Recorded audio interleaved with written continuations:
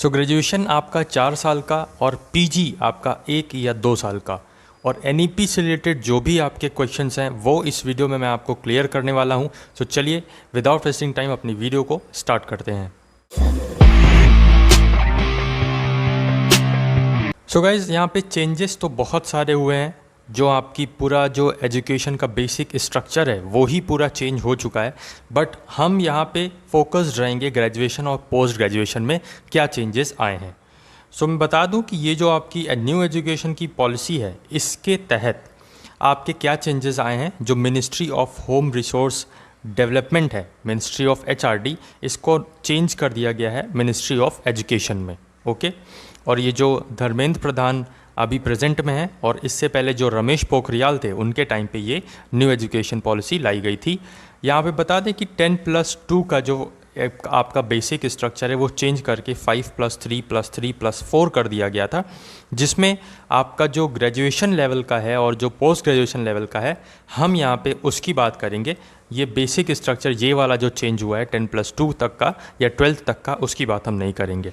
और जो यहाँ पे बड़ा एक चेंज आया है वो है कि आपका एमफिल जो है वो यहाँ पे अब कोर्स आपको ख़त्म हो चुका है। ठीक है, सो कुछ इस तरीके से आपका हम ग्रेजुएशन की पहले बात कर लेते हैं न्यू एजुकेशन पॉलिसी में।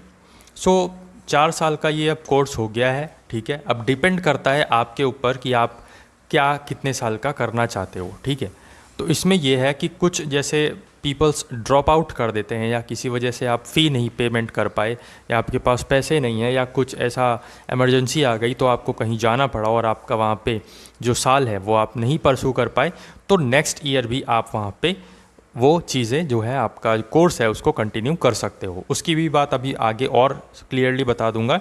यहाँ पे जो आपका बीए, बीएससी, बीकॉम है ना, इसकी वैल्यू अब देखिए एक कंबाइंड वैल्यू हो चुकी है। आप एक सब्जेक्ट यहाँ से, एक सब्जेक्ट यहाँ से, एक सब्जेक्ट यहाँ से ऐसे करके ले सकते हो। ठीक है, आपको वहाँ पे जो CBCS पैटर्न है उसका लिंक जो है हमने आपको डिस्क्रिप्शन बॉक्स में दे रखा है, तो CBCS पैटर्न वाली वीडियो भी आप देख लीजिए। वहाँ पे भी मैम ने आपको बताया है कि किस तरीके से CBCS पैटर्न में आपके पास डिफरेंट आपके पास जो है ऑप्शंस अवेलेबल रहते हैं। सो उसमें से आपको चूज़ करना होता है ड्यूरिंग जब आपकी वहाँ पे आपको पूछा जाएगा। ठीक है, तो तब आपको वहाँ पे अपना जो भी सेलेक्टेड कोर्स है उसकी क्लास करनी होती है, उस सब्जेक्ट की क्लास करनी होती है और फिर वहाँ उस एग्ज़ाम में जब आपका एग्जामिनेशन फॉर्म फिल कर रहा होता है तो वहाँ पे आपको पूछा जाता है, तो वहाँ पे आप बता देते हो कि ये पर्टिकुलर सब्जेक्ट है। सो अभी यहाँ पे बात आ रही है कि जो देखिए आप फर्स्ट ईयर ये जो 4 साल का है ग्रेजुएशन, तो इसमें क्या है कि फ़र्स्ट ईयर में आपका जो है अगर आप सिर्फ 1 साल का करोगे तो ग्रेजुएट सर्टिफिकेट मिल जाएगा आपको। ठीक है, और 2 साल का करोगे तो ग्रेजुएट का डिप्लोमा मिल जाएगा, और 3 साल का करोगे तो ग्रेजुएट की डिग्री मिल जाएगी, और 4 साल का करोगे तो रिसर्च वाला भी आपको मिल जाएगा। अच्छा, इसमें क्या है जो आपकी ये जो अब पूछेंगे आप लोग कि जो जॉब वॉब जैसे भरते हैं हम लोग, तो उस जॉब में जो बोला जाता है कि ग्रेजुएट डिग्री, तो वो आपकी ये 3 साल वाली है। ठीक है, उसके लिए आपको 3 साल वाली करनी पड़ेगी अगर आपको किसी जॉब वगैरह में अप्लाई करना है तो, और अगर स्टडीज़ में जैसे आगे मूव ऑन करना है तो आपको ये 4 साल वाली करनी पड़ेगी। ठीक है, सो यहाँ पे मैं बता दूँ कि आप जैसे फर्स्ट ईयर आपने किया और फिर उसके बाद नहीं कर पाए, आप फीस वगैरह नहीं भर पाए या ड्रॉप आउट करने का मन हुआ, आपका मन हुआ आप नहीं पढ़ना है भाई, बहुत हो गया, आपने इसको ड्रॉप आउट कर दिया, यहाँ से आपको ग्रेजुएट का सर्टिफिकेट मिल जाएगा, आप अपना घर पे बैठेंगे।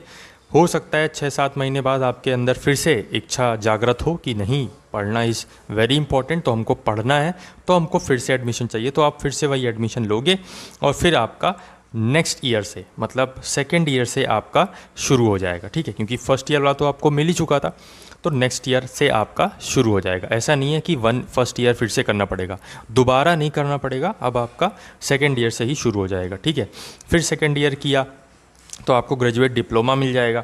उसके बाद फिर आपका मन नहीं किया तो फिर आप रुक गए, नहीं किया आपने अपनी कंटिन्यू पढ़ाई। फिर उसके बाद मन किया कि हाँ हमको पढ़ना है, तो आपने फिर से जब ज्वाइन करेंगे तो आपका थर्ड ईयर में होगा। ठीक है, तो जब थर्ड ईयर कंप्लीट हो जाएगा तो आपकी डिग्री मिल जाएगी। ओके, सो यहाँ पे 4 साल अगर आपको जैसे पूरा पीजी वगैरह करना है तो 4 साल ये आप कर लेंगे ना, तो पीजी में आपका फ़र्क आ जाएगा। कैसे, वो आपको आगे बताते हैं। सो जैसे यहाँ पे मैंने बताया आपको कि आप ड्रॉप आउट कर सकते हो बीच में और बाद में ज्वाइन कर सकते हो, और जब ज्वाइन करोगे तो वो उसी सेम ईयर से ज्वाइन करोगे जहाँ पे आपने छोड़ा था। ओके, अब देखिए यहाँ पे पीजी आपका 1 साल का हो जाएगा। अगर आपने ग्रेजुएशन 4 साल का कंप्लीट कर लिया तो इधर पीजी आपका 1 साल का रहेगा, ठीक है। मतलब 5 साल लगते थे पहले भी टोटल कि 3 + 2, जिसमें आपका पीजी पूरा कंप्लीट हो जाता था। 3 साल की जो है आपकी ग्रेजुएट की डिग्री और 2 साल की आपकी पोस्ट ग्रेजुएट की डिग्री। तो अब भी वही स्ट्रक्चर है, बट चेंजेस क्या आए हैं कि आपका ग्रेजुएशन में ही आपको बोल दिया जाता है कि आपके पास रिसर्च पेपर अवेलेबल है, आप 4 साल का पूरा कर लो और फिर पीजी आपका 1 साल का हो जाएगा। तो ग्रेजुएशन अगर आपका 4 साल का रहेगा तो आपका पीजी यहाँ पे 1 साल का हो जाएगा, और अगर ग्रेजुएशन आपने 3 साल ही किया तो आप पीजी यहाँ पे आपको 2 साल करना पड़ेगा पहले की तरह, ठीक है। तो पीजी में कुछ इस तरीके से आपको चेंजेस देखने को मिलते हैं। सो गाइस, कैसी लगी ये वीडियो कमेंट करके ज़रूर बताइए। आई होप सो कि आपके सारे डाउट अब क्लियर हो गए होंगे। इसको लाइक कर दीजिए वीडियो को अगर इन्फॉर्मेटिव लगी हो तो, और नहीं इन्फॉर्मेटिव लगी है तो डिसलाइक भी कर सकते हैं। चैनल पे अगर आप नए हैं तो चैनल को आप सब्सक्राइब कर सकते हैं, प्लस बेल बटन दबा सकते हैं, जिससे आने वाले दिनों में सभी लेटेस्ट न्यूज़, सभी लेटेस्ट इन्फॉर्मेशन और सभी लेटेस्ट इन्फॉर्मेशन का अपडेट्स आपको मिलता रहेगा। जय हिंद, जय भारत।